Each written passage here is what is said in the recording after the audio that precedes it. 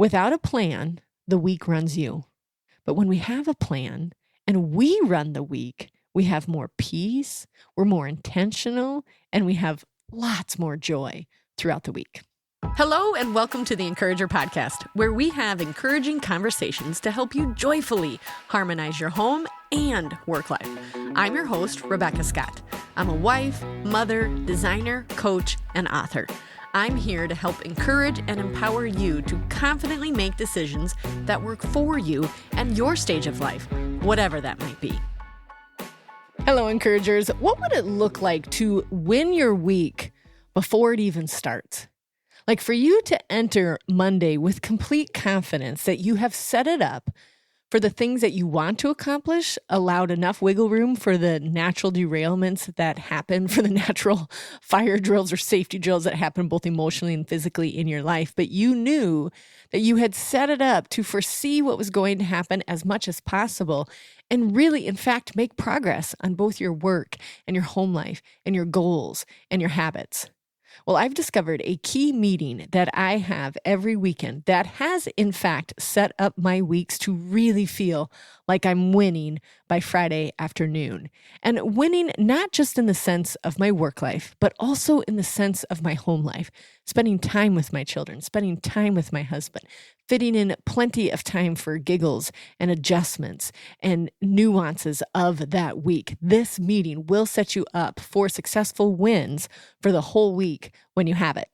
So we're going to talk about how to win your week before it even starts, because pre-deciding during the weekend helps your week run so much smoother. And even your goals and your habits can be accomplished when you're starting this one step before you start your week. What if you could step into Monday already calm, focused, and set up for ultimate success for that week without the hustling or the scrambling? Here's why most weeks feel chaotic, because they aren't pre-decided. Now, some of the things are pre-decided, like the appointment's going to happen, the school function's going to happen, and you're aware of those things. Like those are just decided for you. But you haven't necessarily decided for yourself on the daily basis what it would look like to win by the time Friday rolled around. So when you get serious about this, you will be winning more often. And again, not just winning in the successful way or in the work way, but also in your home way. So when you know the appointments that are coming up, when you've scheduled your priorities, both for home and work life, you will in fact accomplish more things during the week because you have pre-decided what they will be. I have a 30 to 60 minute weekend meeting with myself every single weekend. This includes when I'm traveling for the art shows. So I travel with my business, Rebecca Scott Designs, fairly frequently, and I did a lot this year because we picked up a ton more shows. I still did this meeting while I was on my trips, while I was at the show, so that I could still have a very successful week after I returned home. And it's something that you can do in the car. It's something that you can do fairly quickly. Mine takes between 30 and 60 minutes.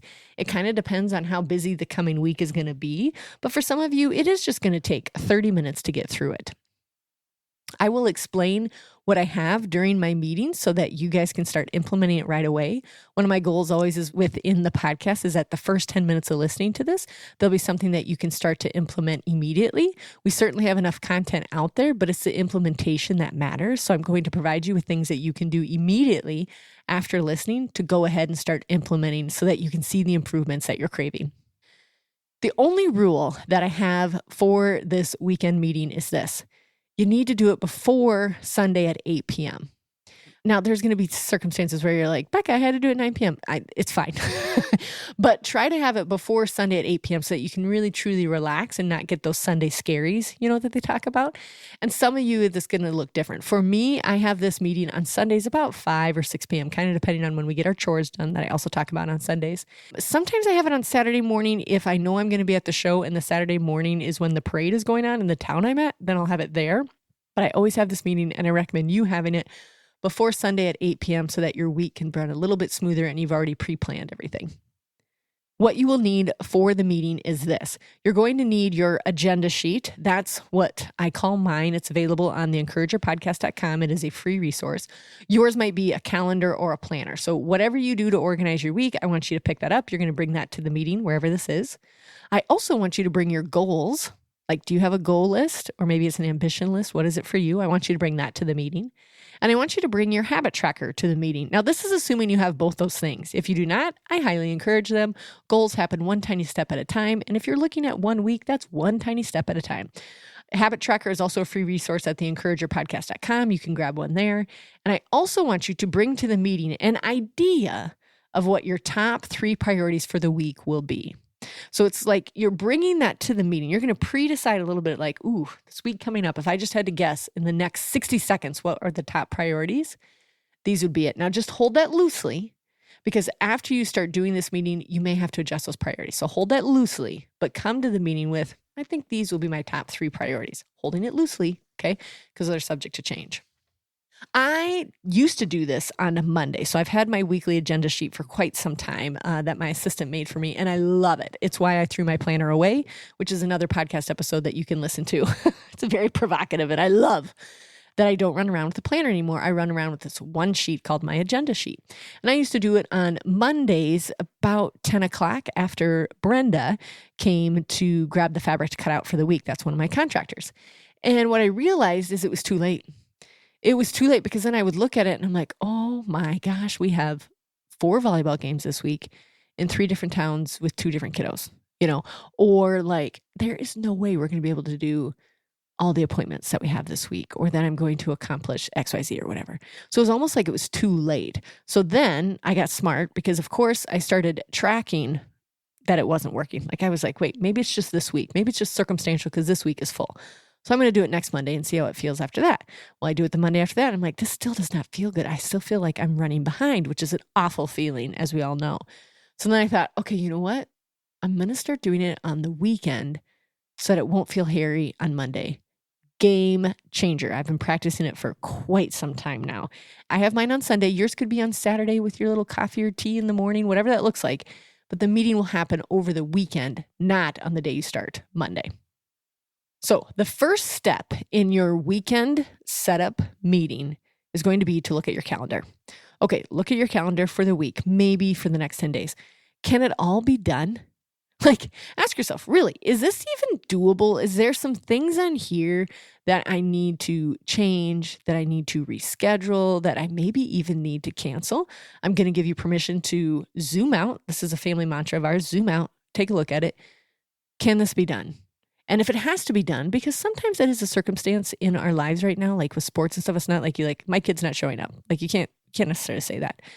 So maybe you just need to think about that particular thing that you can't cancel, and how can you do it? What's the best way that you can approach it? Can you ask a grandparent to attend the game that you can't because you're at another one's? Can you ask a friend? Like, what adjustments can you make in advance to fulfill the calendar that you can't change? Now, if you can change the calendar, hey, here's the permission to go ahead and do that. Do you need to just reschedule the sheer amount of meetings you have on there? Do you need to reschedule the lunch with a girlfriend, which sometimes that happens?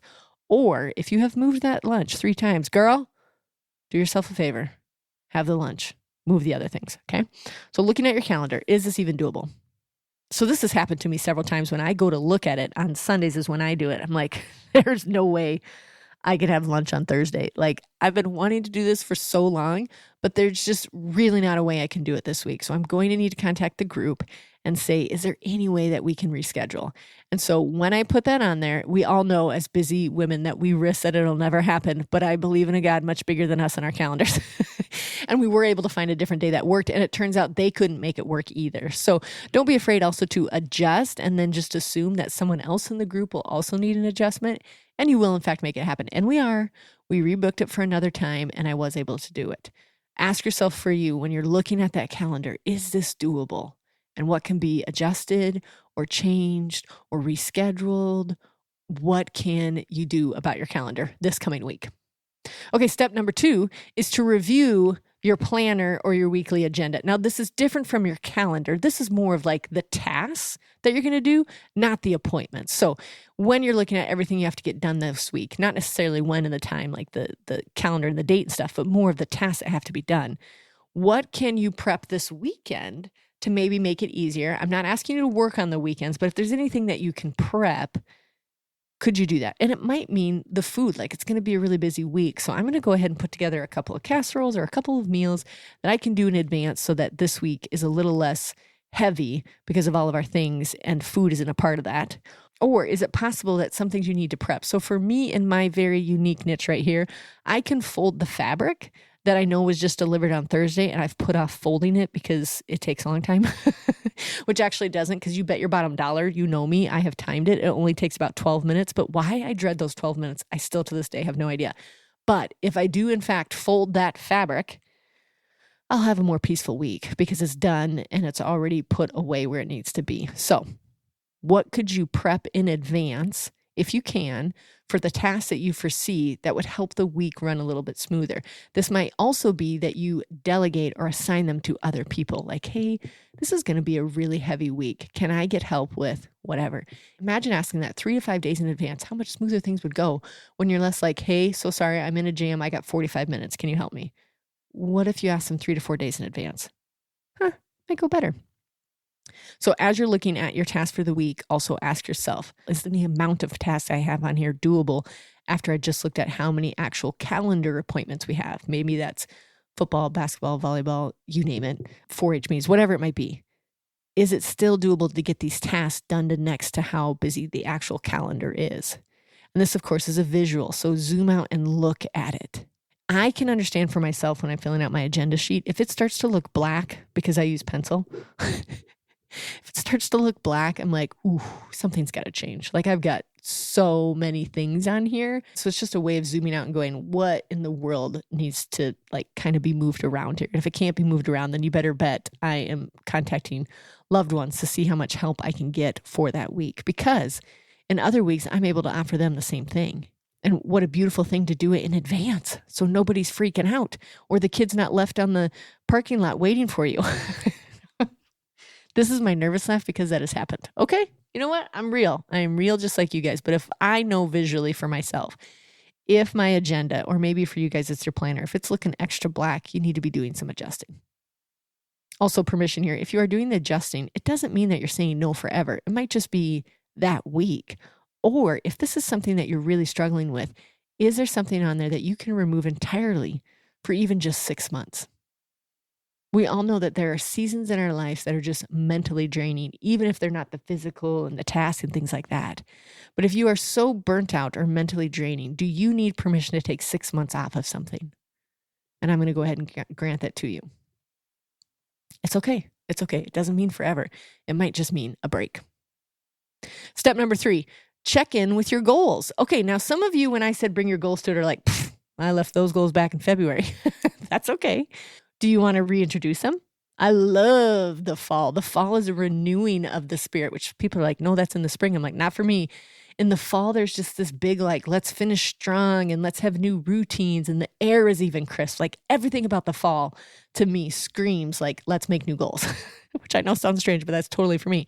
So if you didn't bring your goals to the meeting, but you do in fact have some goals that you can do right now, hey, book a little time in your slippers and your coffee and your tea and think through what are some goals that I want to accomplish before the end of the year. You've still got plenty of time. You could totally do it. And if you're looking at your goals, ask yourself, how can I implement them this week? Not in just repeating them out loud, not just in thinking about them, but how can you actually implement them this week?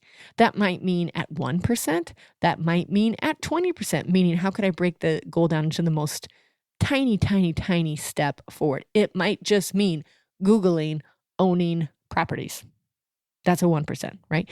It might just mean asking your friend to go for a walk because you want to put in X amount of miles by the end of the year. Like, what is the tiniest step you can take if that's all you have room for this week with your goals? Or maybe it's like, wait, I think I can apply some more time and effort into that. What would that look like? How do I put that into my planner and into my calendar? How could I do this goal at more like 20% or 80% or whatever it looks like? The trick is when you're planning your goals into your planner or your calendar is figure out the when, the how, and the where. When you can really dial the details in, like when it's going to happen, how it's going to happen, where it's going to happen, your body and mind start to go like, okay, I think this girl is actually serious. Okay? So try to make those decisions in advance and decide it's just going to be 1% or 20%. And then, of course, pin down what day will it happen, because you're looking at it right now. You're having the meeting to plan your week. What day is it going to happen? And hold that as sacred as you can for the stage that you're in. So if it's at 1%, it's still sacred. It's going to happen no matter what. It's only 1%. If it's at 20%, okay, hold it sacred. How's that going to happen? So for me, an example is one of my goals for this year was to grow my Instagram followers for the Encourager brand. So, hey guys, check us out on Instagram. Selfish plug right there. But I thought, okay, well, how do I break this goal down into weekly things that I can actually accomplish? So some of it, this goal, I can control. A lot of this goal, I actually can't control, but I can control these things. I can schedule check-ins with my assistant to find out where we are at with our followers and how much engagement we have. I can also research how other podcast and coaching brands are doing their social media. And I can also keep showing up live on the Encourager, which I will be doing soon, to increase that. So what of the goal can I practically do weekly to keep accomplishing it? So at the end of the year, I have some data about how it worked or didn't work, right? Those are just tiny steps. Some of those are 1% effort. Some of those are more like a 20% effort. Do I have this goal listed on my weekly agenda sheet that I use? Yeah, it says IG growth and I check it. What am I doing to get there? Okay, step number 4 is to evaluate your habit tracker. Now, also in the beginning, when I said the materials to bring to the meeting, if you're like, I don't even have a habit tracker, what is that? It's a simple free resource on the encouragerpodcast.com. You can find them all over Pinterest as well, you guys. It is just a way of starting habits monthly, and you can list them off to the left side. And on the right side, you're going to be able to tally or circle or check or whatever you want to do if you actually got them done. Habit trackers are so brilliant in establishing habits. Okay. I have loved using mine. I tally mine at the end of the month and I tally mine at the end of the year to see if I actually made some progress on some habits. It can be anywhere from how many burpees I did in the year, to how many check-ins I had with my family, to how many dates I went on with my husband, to how many times I kneeled in prayer. That's one of the habits that I'm starting now. I know these seem strange, so feel free to laugh out loud or roll your eyes at all the habits I just mentioned. But what would yours be? And I do encourage, bring a habit tracker to this meeting with yourself so that you can set up good habits during your week. I like to look for the progress. I like to look at the tally marks. I like to look at the momentum or even just the consistency that like, okay, I don't need to write down vision board on my habit tracker anymore because I've made it a habit after these 30 days of always looking at my vision board before bedtime. Like these are the things that you want to bring to this meeting because you are establishing new habits or maybe not even new habits. You're just continuing habits and continuing to pursue goals that have been laid on your heart. This is important to incorporate them into your week. It's not something that you just look at twice a year. Can you imagine if you were looking at your goals and your habit trackers weekly, how much more progress you would make? Then, of course, when you're looking at your habit tracker, what needs to be celebrated? What did you accomplish this week? What was something that you're like, yes, I am doing good at this? And then also, of course, permission to say, what needs to be removed? What habit are you like, you know what, that is not a fit for this season. Let me pick something different. Maybe not make it quite so big. Maybe you just need to remove some of the weight of it, like you're just going to do it at 1%. Or is it that you actually just need some accountability paired with this new habit that you want to do weekly? So it's like, okay, I'm going to make a phone call to a sibling or a loved one that says, hey, can you help hold me accountable? Weekly, I want to do XYZ. Or maybe a pairing, I'm a big fan of pairing it with something that would make it a little bit more of a habit. Pair the flossing with the brushing the teeth. Those seem obvious, right? Or also, if this is a habit or a goal, do you actually need to set a deadline in order to make it happen? I have a podcast on that too, why setting a deadline is what you need to accomplish your goals. Because sometimes if we don't ever declare the date that we're going to accomplish it, we can't reverse engineer it. And so we keep pushing it out. So maybe you need to create a deadline. Habits grow week by week. We already know this. They actually go day by day, but when you are reviewing them week by week, things are about to change for you. Step number 5, identify your top 3 priorities. Now, remember, in the beginning, I said, try to bring, if you had 60 seconds to decide what are your top 3 priorities, you've already brought them. But now I want you to really sit down and identify, now that you've looked through your calendar and you've looked through your tasks for the week, can those priorities still happen this week? These will be done this week. Can this still happen? And if not, then let's adjust them.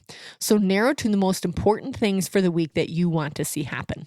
Also, I give you permission. My top 3 priorities from week to week include some home and some work. And that's okay. Now, if you want 3 for home and 3 for work, more power to you, overachiever. You're great. I love that.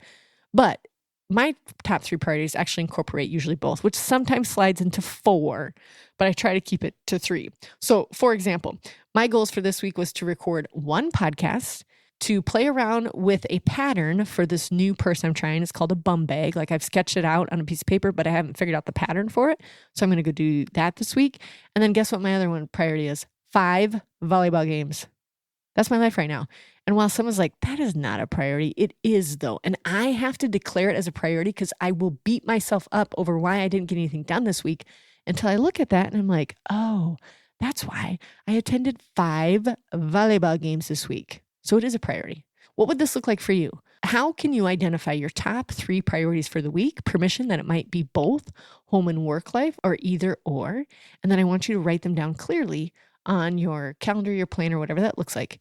Write them down clearly, because when I go to sit down for the day and start work, the first thing I look at is the priorities. That's what I wanted to accomplish. That's what I proclaimed. That's what I declared. That is what will happen this week, no matter what. So what are your top 3 priorities? And then look at them frequently, because that's how you're going to start the day. Number 6, ask for help. Okay, you're having the meeting. You're realizing like, okay, I'm going to need some help. What is the help that you need? So let's take it one step further. What is the help that you need? You know you need help, but what is it? Is it in food prep? Like, do you just need some help with cooking some meals this week? Is it maybe with home help? Like, you just need help getting kiddos to where they need to go, or maybe somebody else just to sweep and vacuum, or like, do you need some home help? Or is it work help? Do you need some help with some of the projects at work? You can't figure out how to narrow it down. Maybe you just need to reach out to us on Instagram and say like, help me break this down. I am raising my hand enthusiastically right now, you guys, if that's the case. I would love to help you with your goals and your habits and your systems. It's kind of my thing. So reach out. But ask yourself these questions. If I need to ask for help at the end of this, where is the help most needed? Food department, home department, work department. What can I decide in advance or get some help with before I start this week? And then step number 7, which is certainly not least, it is last, but it's certainly not least, is to pray.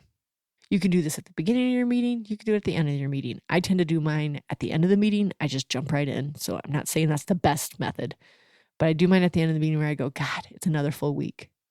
And I am so darn grateful for everything that you put on the calendar this week. Help me to see the natural priorities that need to go to the top of the list so that I can serve your kingdom the best that I possibly can.